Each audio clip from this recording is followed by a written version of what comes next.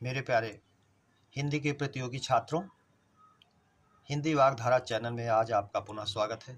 इस उम्मीद और अपेक्षा के साथ कि आप अपनी तैयारी में अच्छी तरह से लगे होंगे और अपनी तैयारी में उत्तरोत्तर वृद्धि कर रहे होंगे और हिंदी की तरफ आप ज़्यादा इसलिए लगे होंगे कि हिंदी आपको पूर्णांक की तरफ ले जाती है और आपकी किसी भी प्रतियोगी परीक्षा में चयनित होने के लिए आपका भरपूर सहयोग करती है। आपकी मातृभाषा है, आसानी से आप इसे समझ जाते हैं और इन श्रृंखलाओं का अध्ययन भी करके आप अपनी तैयारी को बहुत मजबूती प्रदान कर रहे होंगे।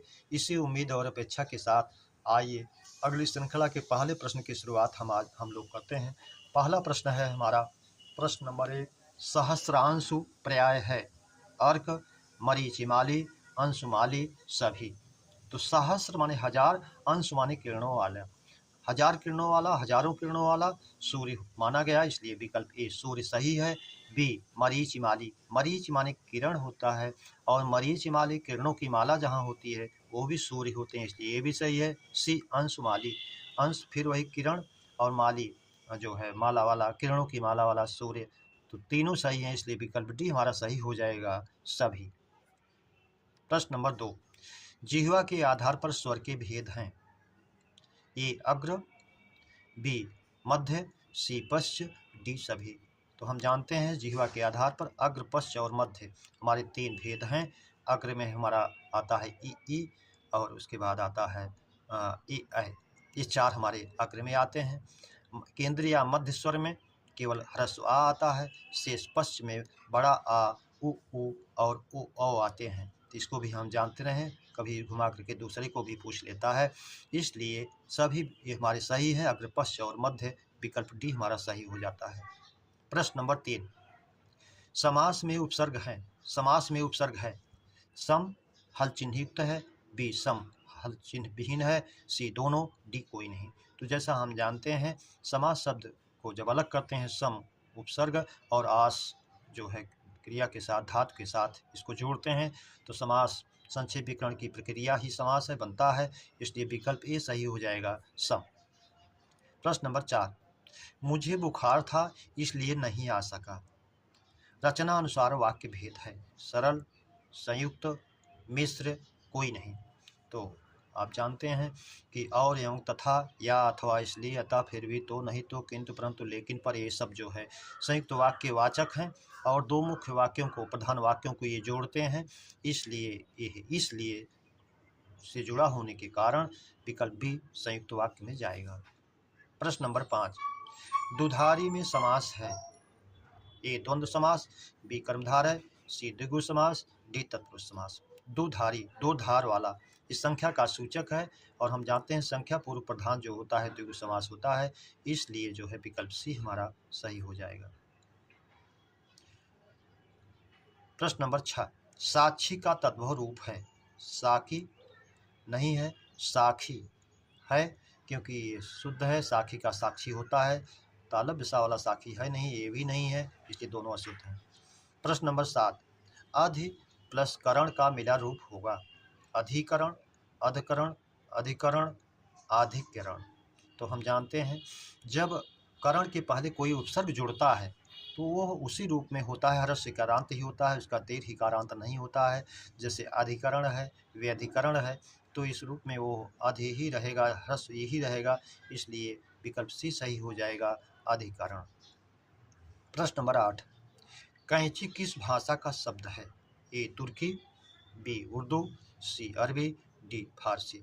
जैसा हम जानते हैं कैंची तुर्की भाषा का शब्द है और इसका तत्सम भी है, तो आगत का तत्सम नहीं बनता, लेकिन अपवाद में कैंची कबूतर इनका बनता है और कैंची का तत्सम बनता है करतरी, इसको भी जानते रहे, परीक्षाओं में बार बार पूछता है और ये तुर्की भाषा का शब्द है, इसलिए विकल्प ए हमारा सही हो जाएगा। प्रश्न नंबर 9, 70 संख्या का प्रयोग किस समास में होगा। द्वंद्व समास, द्विगु समास, तत्पुरुष समास, बहुव्रीहि समास। जैसा हम जानते हैं जो मूल संख्याएं हमारी 1 से 9, 10 यहाँ तक सब द्विगु समास में संख्याएं प्रयुक्त होती हैं, फिर 10 जोड़ते जाइए, 20, 30, 40, 50, 60, 70, 80, 90, 100, इस तरह से जोड़ते जाइए तो 10 के अंतराल पर सभी हमारी जो हैं ये द्विगु संख्याएं बनती हैं, जिस भी संज्ञा के साथ जुड़ती हैं बीच वाली संख्याओं में द्वंद्व हो जाता है, जैसे 12 कहते हैं 10 और 2, 14 कहते हैं 10 और 4, तो इस तरह से जो है ये चला जाता है द्वंद्व में। लेकिन 70 जो पूर्ण संख्या के रूप में है, ये द्विगु में ही जाएगा, इसलिए विकल्प भी हमारा सही होगा, द्विगु समास। प्रश्न नंबर 10, द्वितीय पद प्रधान समासों की संख्या है। ए 2, बी 3, सी 4, डी 5। तो हम जानते हैं तत्पुरुष में उत्तर पद प्रधान होता है और दो समास इसके भेद विभेद में आते हैं, कर्मधारय और द्विगु। तत्पुरुष, कर्मधारय और द्विगु तीनों में उत्तर पद को प्रधान, द्वितीय पद को प्रधान माना जाता है, इसलिए विकल्प भी हमारा सही हो जाएगा 3। प्रश्न नंबर 11, हिंदी साहित्य के इतिहास को लिखा। ए रामचंद्र शुक्ल, बी गार्सा दत्तासी, सी विद्यापति, डी कोई नहीं। गार्सा दत्तासी ने सूत्रपात किया था और उसको विधिवत लिखा पंडित रामचंद्र शुक्ल ने, इसलिए विकल्प ए हमारा सही हो जाएगा, रामचंद्र शुक्ल। प्रश्न number 12, the modern vernacular literature of Hindustan. इसको जो है इसके लेखक हैं जॉर्ज ग्रियर्सन, गार्सा दत्तासी, स्वयंभू, कोई नहीं। तो the modern vernacular literature of Hindustan आप जानते रहिए, इसको अब्राहम जॉर्ज ग्रियर्सन ने लिखा, इसलिए विकल्प ए हमारा सही हो जाएगा, जॉर्ज ग्रियर्सन। प्रश्न नंबर 13, बिहारी किस काल के कवि हैं? आदिकाल, भक्तिकाल, रीतिकाल, आधुनिक काल। तो हम जानते हैं केशव, घनानंद, बिहारी ये सब रीतिकाल के हैं, इसलिए विकल्प सी हमारा सही हो जाएगा, रीतिकाल। प्रश्न नंबर 14, खलिक बारी किसकी रचना है? ए अमीर खुसरो, बी चंद बरदाई, सी चल्हड़, डी कोई नहीं।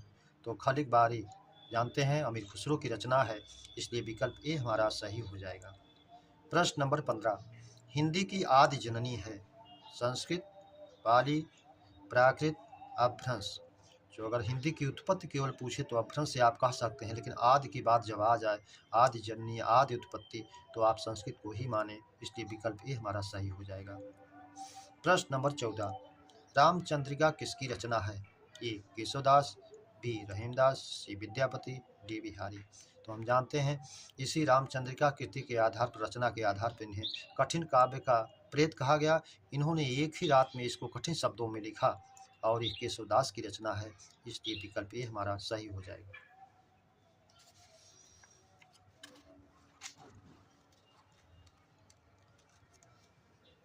प्रश्न नंबर 17, सतसई में समास है? द्विगु, कर्मधारय, द्वंद्व, अव्ययी भाव। सतसई जिसका तत्सम बनता है सप्तशती, 700 संग्रह वाली रचना, तो ये जो है बिहारी जी ने लिखा है। तो सतसई, सप्तशती ये जो है संख्याओं का सूचक है, इसलिए द्विगु में जाएगा, विकल्प ए हमारा सही हो जाएगा, सब द्विगु। प्रश्न नंबर 18, सरल में करण प्रत्यय का योग करने पर रूप होगा? ये सरलीकरण, सरलीकरण, सारल्यकरण, सरलकरण। तो हम जानते हैं जब किसी मूल शब्द में हम करण प्रत्यय जोड़ते हैं, उसके पूर्व पद के अंतिम स्वर का ईकारांत हो जाता है, तो सरल का जो ह्रस्वा है ला में वो ई में बदल जाएगा, तो हो जाएगा सरलीकरण। केंद्र में करण, केंद्रीकरण, इस तरह से विकल्प ए हमारा सही हो जाएगा, सरलीकरण। प्रश्न नंबर 19, पृथक में करण प्रत्यय का योग करने पर रूप होगा? तो पृथक्करण, जैसा कि हम जानते हैं का जो है हल चिन्ह युक्त है, शुद्ध व्यंजन है, तो शुद्ध व्यंजन के रूप में आएगा। दूसरा पृथकीकरण, सी पार्थक्यकरण, डी कोई नहीं। तो पृथक में चूंकि हल चिन्ह युक्त है, इसलिए उसका रूप होगा पृथक्करण, विकल्प ए ही हमारा सही हो जाएगा। प्रश्न नंबर 20, ऋषियों मुनियों द्वारा रचित काव्य वाक्यांश का एक शब्द है? ए आर्ष, बी अनार्ष, सी आर्ष, डी सभी। तो ऋषियों मुनियों द्वारा रचित काव्य को हम आर्ष काव्य कहते हैं, इसलिए विकल्प ए हमारा सही हो जाएगा, आर्ष। प्रश्न नंबर 21, जिसका हाथ बहुत तेज चलता हो, वाक्यांश का एक शब्द है? ए क्षिप्रहस्त, बी द्रुतहस्त, सी द्रुतगामी, डी द्रुतगामी। द्रुतगामी तेज से जाने वाला, द्रुतगामी तेज इच्छा वाला, द्रुतहस्त तेज हाथ वाला, लेकिन ये मूल शब्द नहीं बनेगा। क्षिप्रहस्त तेज हाथ चलाने वाला, जिसका हाथ बहुत तेज चलता हो, विकल्प ए हमारा सही हो जाएगा। प्रश्न नंबर 22, गागर में सागर भरना मुहावरे का अर्थ है? भरपूर पानी लाना, असंभव कार्य, गागर में पानी, थोड़े में बहुत कुछ कह देना। ये मुहावरा ये बताता है थोड़े में बहुत कुछ कह दिया गया है, बिहारी ने गागर में सागर भर दिया है। विकल्प डी हमारा सही हो जाएगा, थोड़े में बहुत कुछ कहना। प्रश्न नंबर 23, जठर जरठ संस्कृत भिन्नार्थक शब्द का अर्थ है। पेट वृद्ध, पेट पाचन, पाचन पेट, डी सभी। तो हम जानते हैं जठर का शाब्दिक अर्थ पेट होता है और जरठ का वृद्ध होता है, इसलिए विकल्प ए हमारा सही हो जाएगा। प्रश्न नंबर 24, काहे नलनी तू को मिलानी पंक्ति किस कवि की है। कबीरदास, सूरदास, रहीमदास, रैदास। तो आप जानते हैं कबीरदास की बहुत मुख्य ये पंक्तियां हैं। काहे नल्ली तू को मिलानी, आत्मा परमात्मा के विषय में। तेरे ही नाल सरोवर पानी, जल में उत्पत्ति जल में वास, न तल तपत न ऊपर आग। कहें कबीर जी उदिक समान, ते नहीं मोए हमारी जान। इन्हीं की कृति में आता है, इसलिए कबीरदास में जाएगा, कबीरदास। प्रश्न नंबर 25, अब कह राख लेहु भगवान पंक्ति किस कवि की है। सूरदास, तुलसीदास, कबीर, रैदास। ये सूरदास जी की है। अब कह राख ले, जब वो पक्षी को बहेलिया जो है निशाना ले चुका है तो भगवान को याद करता है और कहता है अब कह राख लेहु भगवान, हव अनाथ बैठे द्रुम डरिया पारधि साधे बान। ताकि डर हव भाज्यो चाहत ऊपर ढुक्यो सुचान। तुहु भांति भयो दुखु भात दुख भयो आनी कौन उबारे प्राण। सुमिरत ही यही ढस्यो कारधि कर छूट्यो संधान। सूरदास सर लग्यो सचान ही जय जय कृपा निधान। तो ये सूरदास जी की कृतियों में है, रचना में है, इसलिए इनका कथन हो जाएगा विकल्प ए सूरदास। प्रश्न नंबर 26, करुण रस का स्थायी भाव है।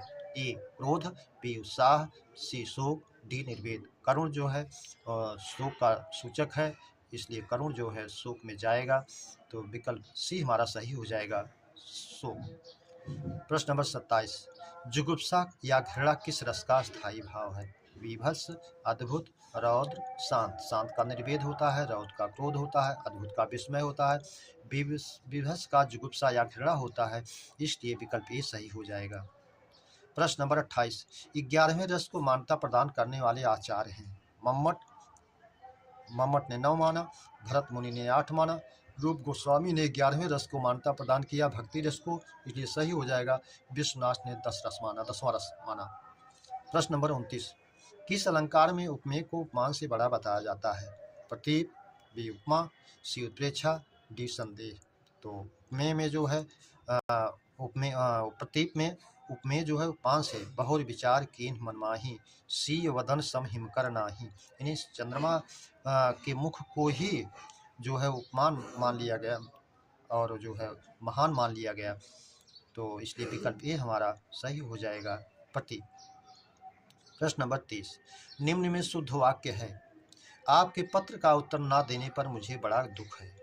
तो पत्र का उत्तर ना देने पर दुख की जगह अगर खेद होता तो यह वाक्य शुद्ध होता, इसलिए अशुद्ध है। प्रश्न नंबर 20, विकल्प नंबर बी, शुभ अवसरों पर स्वास्तिक चिन्ह बनाया जाता है। शुभ अवसरों पर स्वास्तिक बर्तनी की दृष्टि से अशुद्ध है, अगर ये स्वस्तिक होता तो यह वाक्य भी शुद्ध होता। प्रश्न विकल्प सी, क्रिकेट में शामिल होने की उसकी महान अभिलाषा है। ये भी अशुद्ध है, अभिलाषा स्त्रीलिंग है और महान पुल्लिंग है, अगर ये होता कि उसकी महती अभिलाषा है तो ये भी शुद्ध होता। प्रश्न नंबर विकल्प नंबर डी, उसके प्राण संकट में हैं, ये प्राण बहुवचन है। आप जानते हैं कुछ ऐसे शब्द हैं जो परीक्षाओं में बार बार पूछता है, आंसू, प्राण, लोग, दर्शन, अक्षत, केस, बाल, दाम, समाचार पत्र, हस्ताक्षर, ये प्रायः परीक्षाओं में पूछे जाते हैं और बार बार रिपीट करता है, इसलिए विकल्प डी हमारा इस पूरी तरह शुद्ध है, उसके प्राण संकट में है। प्रश्न नंबर 31, विहायस आकाश में गमन करने वाला। विहग होता है पक्षी, सही है। विहंग ये भी उसी का शुद्ध रूप है, ये भी सही है। सी दोनों सही है, डी कोई नहीं, तो दोनों सही है, इसलिए विकल्प सी हमारा सही हो जाएगा। मेरे प्यारे बच्चों, इस श्रृंखला के प्रश्नों की चर्चा पर चर्चा हम लोगों ने विधिवत की। उम्मीद करता हूँ ये श्रृंखला आपको अच्छी लगी हो। सब्सक्राइब, लाइक और शेयर करें, यही उम्मीद है, यही अपेक्षा है और उम्मीद करता हूँ कि आप ज़रूर इस पर खरे उतरेंगे और जो मनोबल बढ़ाने के लिए एक माध्यम है। अगली श्रृंखला के मिलने तक आप सभी को हृदय से धन्यवाद। जय हिंद।